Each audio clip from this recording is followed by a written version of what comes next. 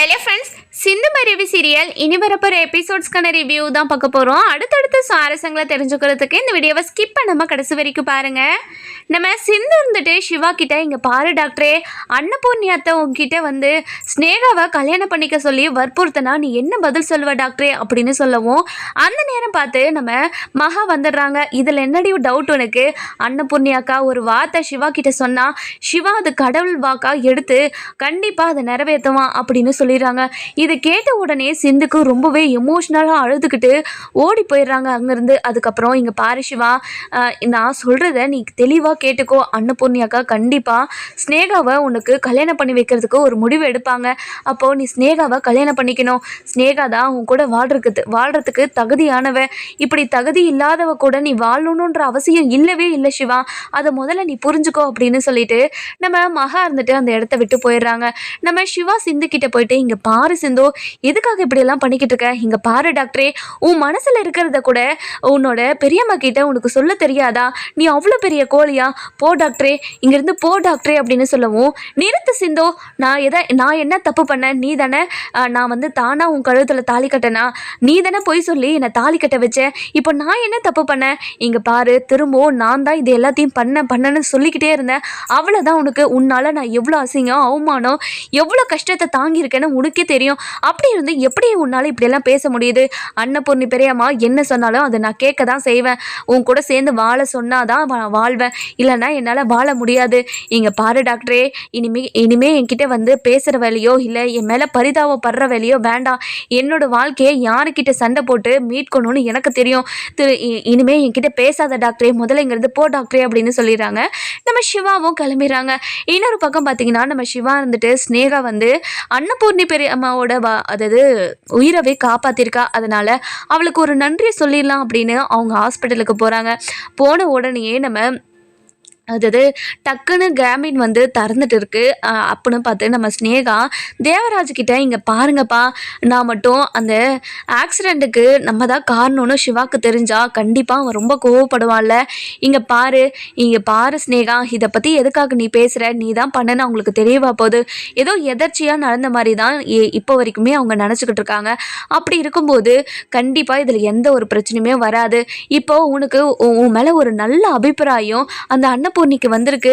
ஆனால் இந்த ஆக்சிடெண்ட்டுக்கு காரணமே நீ தானே, அவங்களுக்கு தெரியாது இல்லை அப்படின்னு சொல்லி பேசிக்கிட்டு இருக்கவும், இதெல்லாம் கேட்ட சிவாக்கு பயங்கரமாக ஷாக் ஆகிடுது.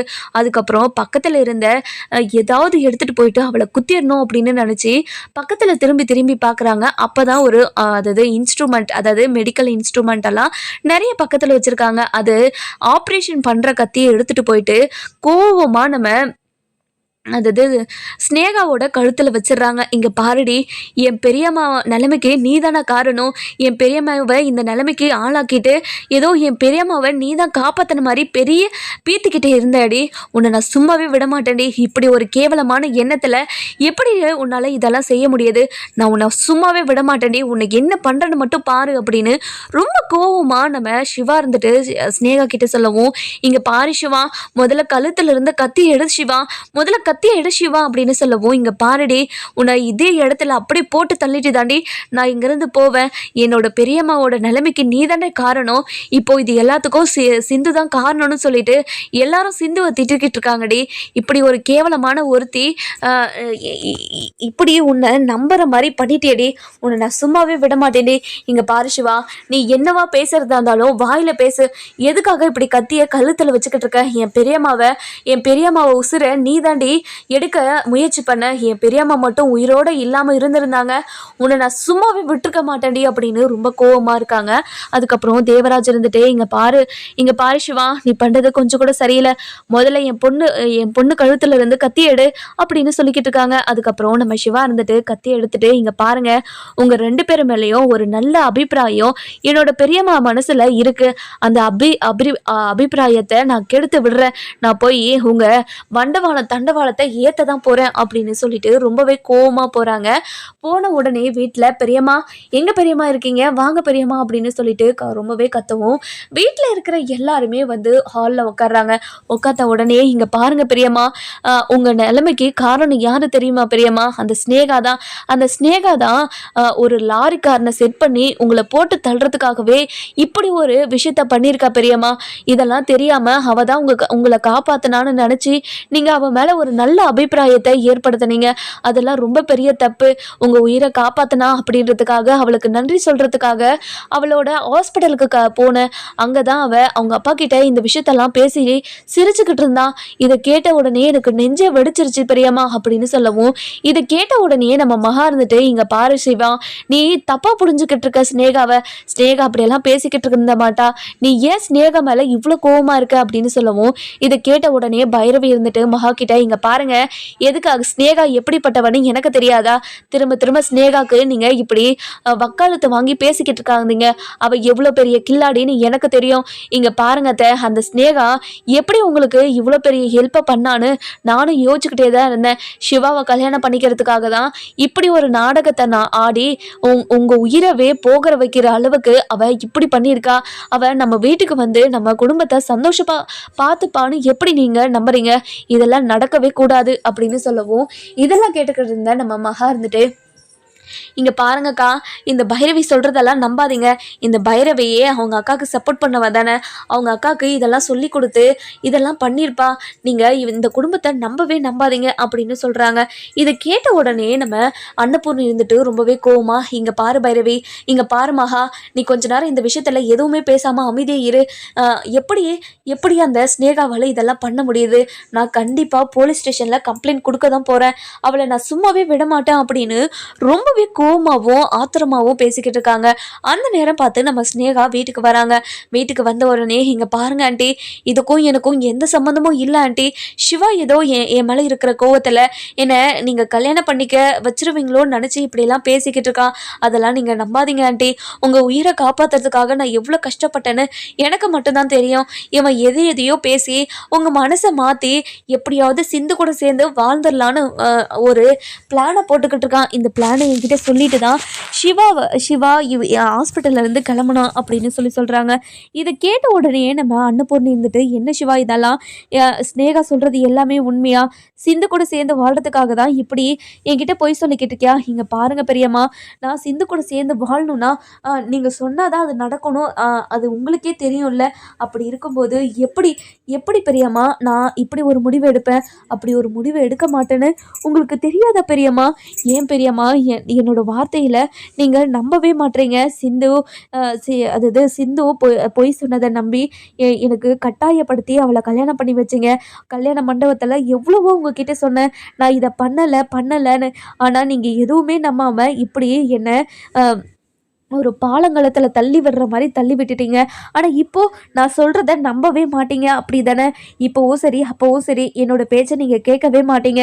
நான் என்ன நினைக்கிறேன், என் மனசுல என்ன இருக்குதுன்னு எதுவுமே கேட்காம நீங்க பாட்டுக்கு ஒரு முடிவு எடுத்துருவீங்க, அப்படி தானே அப்படின்னு சொல்லவும், இதை கேட்ட ஆறுமுகம் இருந்துட்டு, இங்க பாருமா, சிவாஸ் கேட்கறதுல என்ன தப்பு இருக்கு? அவன் கரெக்டா தானே கேட்கறான். இங்க பாருங்கம்மா, சிவா சொல்றதுல நியாயம் இருக்குது. சிந்து ரொம்ப ரொம்ப நல்ல பொண்ணு. அந்த பொண்ணை விட்டுட்டு இந்த மாதிரி ஒரு கேடு கெட்ட சிவாவுக்கு கல்யாணம் பண்ணி வைக்க போறீங்களா? முதல்ல இந்த எண்ணத்தை விட்டுட்டு சிந்து கூட சேர்ந்து சிவாவை வாழ சொல்லுங்க. கண்டிப்பா சிவாவோட வாழ்க்கை ரொம்ப அமோகமா இருக்கும் அப்படின்னு சொல்றாங்க. இதை கேட்ட உடனே நம்ம மகா இருந்துட்டு ரொம்பவே கோவமா, இங்க பாருங்கக்கா, ஆளுக்கு ஒண்ணு பேசிக்கிட்டே இருக்காங்க, நீங்க பாட்டுக்கு அமைதியாவே இருக்கீங்க, என்னக்கா நினைச்சுக்கிட்டு இருக்கீங்க? இங்க பாருக்கா, இந்த விஷயத்துல நீங்க தான் முடிவெடுக்கணும். ஸ்னேகா உங்க உயிரை காப்பாத்திருக்கா. உங்க உயிரை காப்பாத்துறதுனால கண்டிப்பா சிவா கூட வாழ்றதுக்கு தகுதியான ஒரு ஆள்னா அது ஸ்னேகா மட்டும்தான். முதல்ல நீங்க அதெல்லாம் நினைச்சு பார்த்து ஸ்னேகாவையும் சிவாவையும் சேர்த்து வைக்க நீங்க முடிவு எடுங்கக்கா அப்படின்னு சொல்றாங்க. இதை கேட்ட உடனே நம்ம அன்னபூர்ணிக்கு என்ன ஒரு முடிவு எடுக்கிறதுன்னு தெரியாம அப்படியே யோசிச்சுக்கிட்டே இருக்காங்க. அதுக்கப்புறம் பைரவி இருந்துட்டு அன்னபூர்ணி கிட்ட போயிட்டு, இங்க பாருங்க நான் சொல்றேன்னு தப்பா நினைச்சுக்காதீங்க. சிவாவோட மனசுல என்ன இருக்குதுன்னு தெரிஞ்சுக்கிட்டு நீங்க அதுக்கப்புறம் முடிவெடுங்க. நீங்க பாட்டுக்கு முடிவு எடுத்துட்டு வாழ போறவங்கள நீங்க கஷ்டப்படுத்த கூடாது. பிடிக்காத ஒரு வாழ்க்கை வாழ்க்கையை அமைச்சுக்கிட்டு அவங்க சந்தோஷமாக இருந்துருவாங்கன்னு மட்டும் நீங்கள் நினைக்காதீங்க அத்தை. அது ரொம்ப பெரிய தப்பு. அதனால சிவாவோட மனசில் என்ன இருக்குன்னு கேட்டு தெரிஞ்சுக்கோங்க அப்படின்னு சொல்கிறாங்க. இதை கேட்ட உடனே மகா இருந்துட்டு, இங்கே பாரு பைரவி, இந்த வீட்டில் இருக்கிற ஒரு ரூல்ஸே என்ன தெரியுமா? அன்னபூர்ணி அக்கா என்ன சொல்கிறாங்களோ அதுதான் இந்த வீட்டில் எல்லாருமே கேட்கணும். அதுதான் இந்த வீட்டில் இத்தனை வருஷமாக நடந்துக்கிட்டு இருக்குது. நீ வந்ததுக்கு அப்புறமும் அதுதானே நடந்துக்கிட்டு இருக்கு. அதெல்லாம் நீ பார்த்துக்கிட்டு தானே இருக்க. அப்படி இருக்கும்போது எப்படி உன்னால் இப்படி பேச முடியுது? இப்படியெல்லாம் பேசுறதுக்கு உனக்கு எப்படி மனசு வருது அப்படின்னு சொல்லி கேட்கவும், இங்கே பாருங்கள், சிவாவோட வாழ்க்கை நல்லா இருக்கணுன்றதுக்காக தான் அத்தைக்கிட்ட நான் இப்படியெல்லாம் பேசிக்கிட்டு இருக்கேன். முதல்ல நீங்கள் கொஞ்ச நேரம் அமைதியாக இருங்க. இந்த விஷயத்தில் அத்தையே முடிவு எடுத்துப்பாங்க. இங்கே பாருங்க அத்தை, நான் சொல்கிறது தப்பாக இருந்தால் கூட என்னை மன்னிச்சிருங்க அத்தை. இல்லை பைரவி, நீ கரெக்டாக தான் சொல்லியிருக்க. இந்த விஷயத்தில் சிவாவோட மனசில் என்ன இருக்குதுன்னு நான் தெளிவாக தெரிஞ்சுக்கிட்டு தான் நான் முடிவு எடுக்கணும். இங்கே பாரு சிவா, உன் கூட நான் கொஞ்சம் தனியாக பேசணும் அப்படின்னு சொல்லிட்டு தனியாக கூட்டிகிட்டு போகிறாங்க. அதுக்கப்புறம் நம்ம அன்னபூர்ணி இருந்துட்டு, இங்கே பாரு சிவா, உன்னோட மனசில் என்ன இருக்குன்னு சொல்லு. உன் மனசில் என்ன இருந்தாலும் பரவாயில்ல, அது என்னவா இருந்தாலையும் நான் கண்டிப்பாக உனக்காக அதை நிறைவேற்றி வைக்கிறேன். நீ கவலைப்படாமல் எதுவாக இருந்தாலும் சொல்லு சிவா அப்படின்னு சொல்லி கேட்கவும், நம்ம சிவா அமைதியாகவே இருக்காங்க. இங்கே பாருங்கள் பெரியம்மா, என்னால் ஸ்னேகாவை கல்யாணம் பண்ணிக்க முடியாது. நீங்கள் இந்த நிலைமைக்கு இருக்கிறதுக்கு காரணமே அவள் தான். அப்படி இருக்கும்போது அவளை கல்யாணம் பண்ணிக்கிட்டு என்னால் எப்படி சந்தோஷமாக இருக்க முடியும்? அவளை என்னால் மன்னிக்கவே முடியாது. இந்த ஜென்மத்தில் அவளை கண்டிப்பாக நான் மன்னிக்கவும் மாட்டேன். அதை நீங்கள் ஏற்றுக்கோங்க. கண்டிப்பாக அவளை மன்னித்து நான் என்னோட வாழ்க்கை துணையாக என்னால் ஏற்றுக்க முடியாது. இந்த விஷயத்தில் நீங்கள் இப்படி ஒரு முடிவை எடுத்துடாதீங்க அப்படின்னு சொல்கிறாங்க.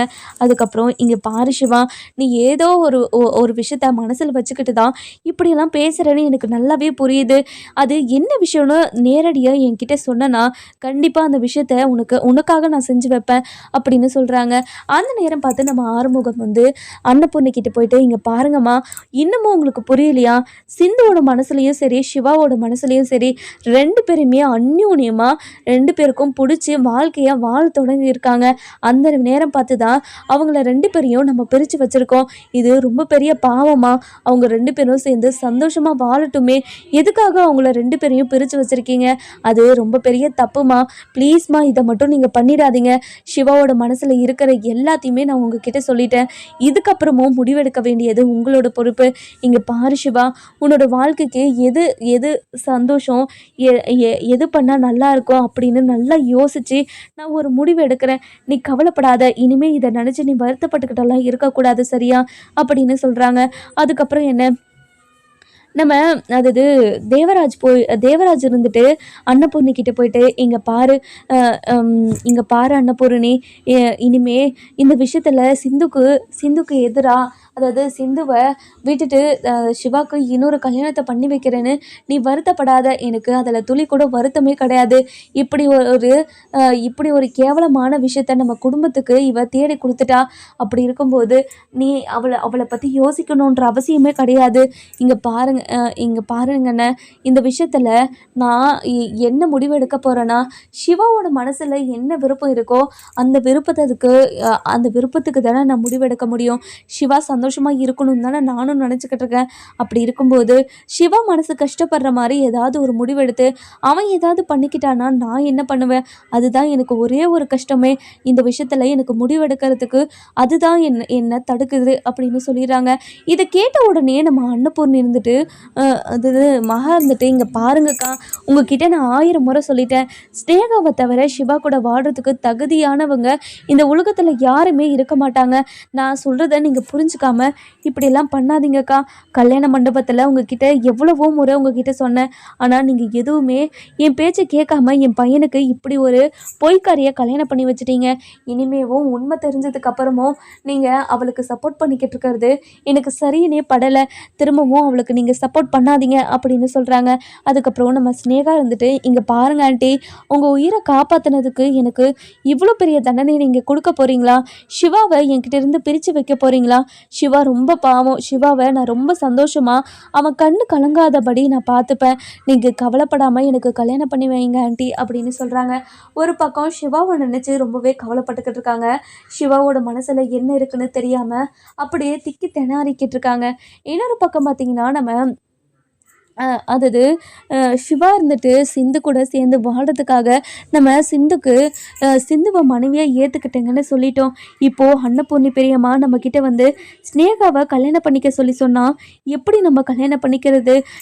ஸ்னேகா பண்ணது எல்லாத்தையுமே அன்னபூர்ணி பெரியம்மா கிட்ட சொல்லியும் அவங்க பெருசாக எந்த ஒரு ரியாக்ஷனுமே கொடுக்கலையே. இப்போ நம்ம என்ன பண்ணுறதுன்னு தெரியலையே அப்படின்னு சொல்லிட்டு திருன்னு முடிச்சுக்கிட்டு இருக்காங்க. அந்த நேரம் பார்த்து நம்ம ஸ்னேகா இருந்துட்டு ரொம்பவே எமோஷ்னலாக அன்னபூர்ணியோட கையை பிடிச்சிக்கிட்டு, இங்கே பாருங்க ஆண்டி, உங்கள் பையனை நான் பத்திரமா பார்த்துக்கணும், சந்தோஷமாக பார்த்துக்கணும், எந்த ஒரு சூழ்நிலையுமே சிவாவோட மனசை கஷ்டப்படுத்தக்கூடாது, இது எல்லாத்தையுமே நான் பத்திரமா பார்த்துக்கிறேன், நீங்கள் கவலையே படாமல் நம்ம சிவாவை எனக்கு கல்யாணம் பண்ணி வைங்க அப்படின்னு சொல்கிறாங்க. தேவராஜ் இருந்துட்டு, இங்கே பாருங்கள், என் பொண்ணு சொல்கிறது எல்லாமே உண்மைதான், என் பொண்ணால் பண்ண முடியலன்னா கூட கண்டிப்பாக என்னோட மாப்பிள்ளைக்காக நான் எல்லாத்தையுமே பண்ணிடுவேன், நீங்கள் கவலைப்படாமல் என் பொண்ணுக்கு நீங்கள் உங்கள் பையனை கொடுக்கலாம் அப்படின்னு சொல்லிக்கிட்டு இருக்காங்க. நம்ம அன்னபூர்ணிக்கு என்ன ஒரு பதில் சொல்கிறதுனே தெரியல. நம்ம இந்த நிலைமைக்கு இருக்கிறதுக்கு காரணமே அந்த ஸ்னேகா தான். ஸ்னேகா பிளான் போட்டு தான் இது எல்லாத்தையுமே பண்ணியிருக்கான்னு சிவா வந்து என்கிட்ட ஆதாரத்தோடு நிரூபித்தான். ஆனால் இந்த வீட்டில் இருக்கிற எல்லாருமே அதெல்லாம் இல்லை, எதர்ச்சியாக தான் அந்த வழியாக வந்து உங்களை காப்பாற்றுறதுக்காக நான் எவ்வளோ கஷ்டப்பட்டேன்னு ஒரு பக்கம் நியாயமாக பேசுகிறாங்க. இந்த விஷயத்தில் நான் என்ன முடிவு எடுக்கிறதுன்னு எனக்கே தெரிய மாட்டேங்குது. கடவுளே, இந்த விஷயத்தில் நான் என்ன முடிவு எடுக்கட்டும், நீ தான் அதுக்கு ஒரு நல்ல வழியாக காட்டணும் அப்படின்னு ரொம்பவே அழுதுகிட்டே இருக்காங்க. அந்த நேரம் பார்த்துட்டு நம்ம சிவா இருந்துட்டு ரொம்பவே கோவமாக உட்காந்துக்கிட்டு இருக்கவும் நம்ம ஆறுமுகம் வந்து, இங்கே பாரு சிவா, நடந்ததெல்லாம் யோசிச்சு நீ கவலைப்படாத, கண்டிப்பாக உன்னோட வாழ்க்கை ரொம்ப சந்தோஷமாக மாறும், நீ இப்படி கவலைப்பட்டு உட்காந்துக்கிட்டு இருக்கிறத பார்த்தா எனக்கு தான் ரொம்ப கஷ்டமாக இருக்குது, இந்த மாதிரி கவலைப்பட்டு உட்காந்துக்கிட்டு இருக்காத சிவா, சரியா அப்படின்னு சொல்கிறாங்க. மா, இங்கே பாருமா, என்னை பற்றியெல்லாம் நீ கவலைப்படாத, திரும்ப திரும்ப என்னோட வாழ்க்கைக்காக நீங்கள் அசிங்கப்பட்டு இருக்காதீங்க, அன்னபூர்ணி பெரியம்மா என்ன சொல்கிறாங்களோ அதை மட்டும்தான் கேட்பேன், அன்றைக்கும் சரி இன்றைக்கும் சரி, என் மேலே தப்பு இருந்தாலையும் இல்லைனாலையும் நான் ஒரு நல்லதாக பண்ணிட்டு போகணுன்னா இந்த வீட்டுக்கு நல்லதாக தான் நடக்கும், நீங்கள் கவலையப்படாதீங்க அப்படின்னு நம்ம அது நம்ம மகா யார் நம்ம ஸ்னேகா இருந்துட்டு சொல்லிக்கிட்டு இருக்காங்க. அந்த நேரம் பார்த்து நம்ம காயத்ரி வராங்க. வந்த உடனே, இங்கே பாருங்கம்மா, உங்ககிட்ட ஒரு முக்கியமான விஷயத்த நான் பேசணுமா அப்படின்னு சொல்லிட்டு உள்ளே கூட்டிகிட்டு போய் கதவை சாத்திக்கிறாங்க.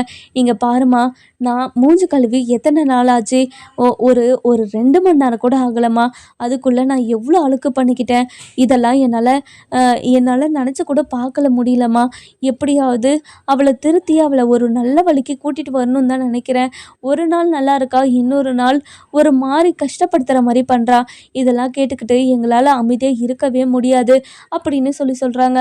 இன்னொரு பக்கம் பார்த்திங்கன்னா நம்ம ஆறுமுகம் இருந்துட்டு சிந்துக்கிட்ட போயிட்டு, இங்கே பாரு சிந்து, நீங்கள் கவலைப்படாதீங்க, கண்டிப்பாக உங்களோட வாழ்க்கை ரொம்ப சந்தோஷமாக மாறும், நீங்கள் கவலையப்படாதீங்க, இங்கே பாருங்கள், நான் சாப்பிட்டு ஒரு வாரத்துக்கு மேலே ஆகுது, எனக்கு ரொம்ப ரொம்ப பசிக்குது, என்னால் பசியை தாங்கவே முடியல, நீங்கள் தான் ஏதாச்சும் பண்ணி எனக்கு கொஞ்சம் சோறு போடணும் அப்படின்னு சொல்கிறாங்க. இதை கேட்ட உடனே நம்ம அதாவது ஆறுமுகத்துக்கு அப்படியே கண்ணே கலங்கிடுது. இங்கே பாரு சிந்து, நீ கவலைப்படாத, கண்டிப்பாக உன்னோட வாழ்க்கையில் நீ ஆசைப்பட்ட மாதிரி நீ ஒரு வாழ்க்கைக்குள்ளே போகுவ, நீ கவலையப்படாத அப்படின்னு சொல்கிறாங்க. அதுக்கப்புறம் நம்ம ஆறுமுகம் இருந்துட்டு சிவா கிட்ட போயிட்டு, இங்கே பாரு சிவா, சிந்து கஷ்டப்படுறத என்னால் பார்க்கவே முடியல சிவா, சிந்து எவ்வளோ கஷ்டப்பட்டுக்கிட்டு இருக்கா தெரியுமா, இந்த மாதிரி பண்ணாத சிவா அப்படின்னு சொல்கிறாங்க.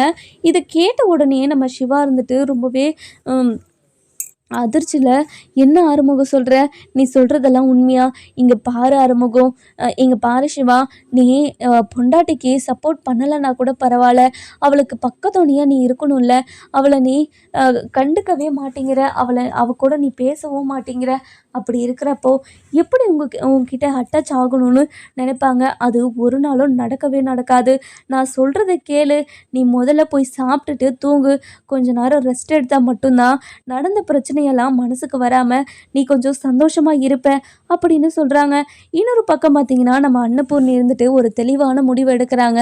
அதுக்கப்புறம் நம்ம ஸ்னேகா தான் இது எல்லாத்தையுமே பண்ணது அப்படின்னு தெரிஞ்ச உடனே ரொம்பவே கோவமாக ஸ்னேகா கிட்ட, இங்கே பாரு ஸ்னேகா, என்னோட உயிரை நீ என் உயிரை இந்த உலகத்தை விட்டு போக வைக்கணும்னு நினச்சி இப்போ நீ ரொம்ப நல்லவ மாதிரி உன்னோட ஹாஸ்பிட்டலுக்கு கூட்டிகிட்டு போய் என்னை காப்பாற்றணும் அப்படின்ற மாதிரி நடித்த.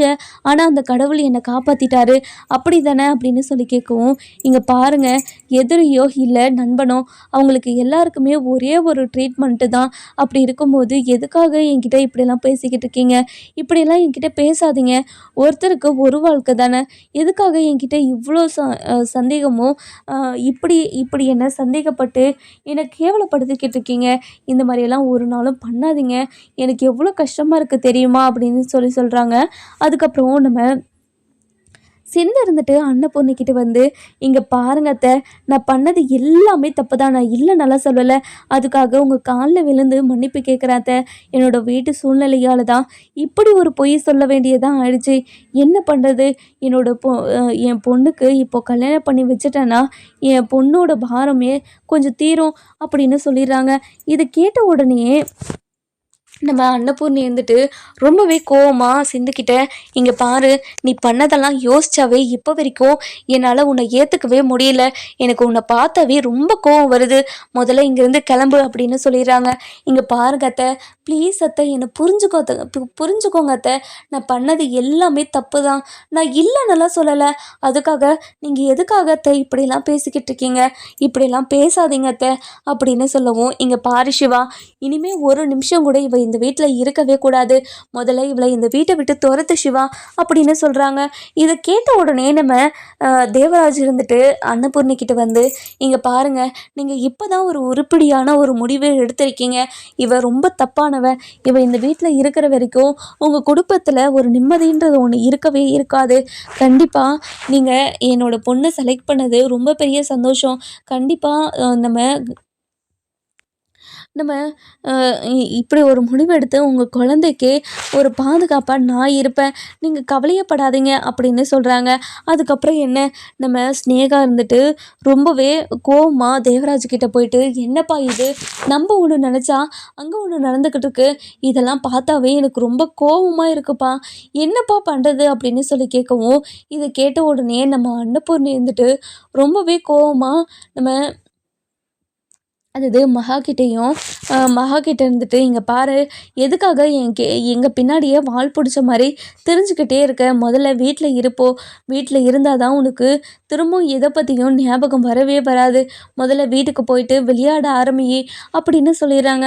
இன்னொரு பக்கம் பார்த்திங்கன்னா நம்ம தேவராஜ் இருந்துட்டு ஸ்னேகா கிட்ட, இங்கே பாரு ஸ்னேகா, நீ ஒன்றும் கவலைப்படாத, கண்டிப்பாக உன்னோட வாழ்க்கையை நான் சரி பண்ணி கொடுப்பேன், நீ இந்த மாதிரி கவலைப்பட்டெல்லாம் உட்காந்துக்கிட்டு இருக்காது சரியா அப்படின்னு சொல்கிறாங்க. இதை கேட்ட உடனே அன்னபூர்ணி இருந்துட்டு ரொம்பவே கோவமாக சிவா கிட்ட போயிட்டு, இங்கே பாரு சிவா, இந்த விஷயத்தில் நீ தான் ஒரு முடிவு எடுக்கணும். நீ தான் ஒரு நல்ல முடிவை எடுத்து யார் மனசுமே கஷ்டப்படாத மாதிரி ஒரு நல்ல முடிவு எடு சிவா அப்படின்னு சொல்லவும், இது கேட்ட உடனே நம்ம பைரவி இருந்துட்டு அன்னபூர்ணிக்கிட்ட வந்து, இங்கே பாருங்க அத்தை, உங்ககிட்ட நான் ஏற்கனவே சொல்லிட்டேன், இந்த மாதிரி நீடியில் அப்படியே விட்டுறாதீங்கன்னு. இங்கே பாருங்கள், எப்படியாவது நீங்கள் அன்னபூர்ணி அத்தையையும் நீங்கள் அது மட்டும் இல்லாமல் இப்போது நடந்துகிட்ருக்க எல்லா பிரச்சனைக்கும் ஒரு முற்றுப்புள்ளி வைங்க. இது எல்லாத்துக்குமே ஒரு முற்றுப்புள்ளி அந்த ஸ்னேகா தானே. அந்த ஸ்னேகாவை எப்படியோ வீட்டை விட்டு நாங்கள் துரத்திட்டோம். இனிமேல் வீட்டுக்குள்ளெல்லாம் நாங்கள் சேர்த்திக்க மாட்டோம். அதுக்கு நீங்கள் தான் பக்கத்துணையாக இருக்கணும் அப்படின்னு சொல்லிடுறாங்க. இதை கேட்ட உடனே நம்ம அங்கே இருக்கிற எல்லாருக்குமே ரொம்ப கோவம் வந்து நம்ம மகா கிட்ட, இங்கே பாருங்கக்கா, ஏன்க்கா இப்படி ஒரு முடிவு எடுத்திருக்கீங்க? நீங்கள் இப்படி ஒரு முடிவை நீங்கள் எடுப்பீங்கன்னு நான் கனவுல கூட நினச்சி கூட பார்க்கலக்கா. ஏன்க்கா இப்படியெல்லாம் பண்ணீங்க நீங்கள் அப்படின்னு சொல்லி கேட்கவும், இங்கே பாருங்கள், எனக்கு எவ்வளோ மரியாதை கொடுக்குறீங்களோ நான் அவ்வளோ மரியாதை உங்களுக்கு திருப்பி கொடுப்பேன். திரும்ப திரும்ப நீங்கள் இந்த மாதிரி பேசிக்கிட்டே இருக்காதீங்க அப்படின்னு சொல்கிறாங்க. இந்த பக்கம் பார்த்தீங்கன்னா நம்ம பைரவி இருந்துட்டு தண்ணி கொண்டு வந்து அப்படியே அங்கே வச்சுக்கிட்டே இருக்காங்க. அந்த தண்ணியில் ஏதாவது கலந்துருக்குமோ என்னமோ யாருக்கு தெரியும் அப்படின்னு சொல்லிட்டு ரொம்பவே யோசிச்சுக்கிட்டே வீட்டுக்கு வராங்க.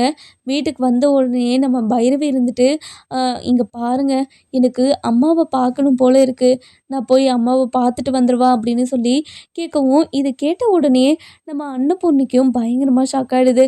இங்கே பாரு, நம்ம மகாக்கு இப்படி ஆனதுக்கு காரணமே அவள் தானே. அவளை அவளை நம்ம சும்மாவே விடக்கூடாது, அவளை எப்படியாவது ஏதாவது பண்ணியே ஆகணும் அப்படின்னு சொல்லிட்டு கோவத்தில் பேசிக்கிட்டு இருக்கவும், அந்த நேரம் பார்த்து நம்ம மூத்தாரோட அப்பாவும் அம்மாவும் வராங்க. வந்த உடனேயே நம்ம அ அ அதாவது வழக் வந்த உடனே ரொம்பவே கோவமாவும், ஆத்திரமாவும், "இங்க பாருங்க, நீங்க எதுக்காக இங்க வந்தீங்க? இந்த மாரி இங்க வர வேலைலாம் வேண்டாம். முதல்ல இந்த இடத்த விட்டு காலி பண்ணுங்க" அப்படின்னு சொல்லிர்றாங்க. இது கேட்ட உடனே நம்ம மகா இருந்துட்டு ரொம்ப கோவமா, "இங்க பாரு, என்கிட்ட இந்த மாரி எதுவும் பேசாத. முதல்ல இங்கேருந்து போ, போ" அப்படின்னு சொல்லிர்றாங்க. அதுக்கப்புறம் என்ன, இதெல்லாம் பார்த்துக்கிட்டு இருந்த நம்ம சிவா ரொம்பவே சந்தோஷமா, "இங்க பாரு சிவா, நீ இவ்வளோ சீக்கிரமா ஒரு முடிவு எடுப்பேன்னு கொஞ்சம் கூட நான் நினச்சி கூட பார்க்கல. எனக்கு எவ்வளோ சந்தோஷமா இருக்கு தெரியுமா? இந்த சந்தோஷத்த சொல்றதுக்கு எனக்கு அளவே கிடையாது" அப்படின்னு சொல்லிர்றாங்க. அதுக்கப்புறம் என்ன, நம்ம ஸ்நேகா இருந்துட்டு ரொம்பவே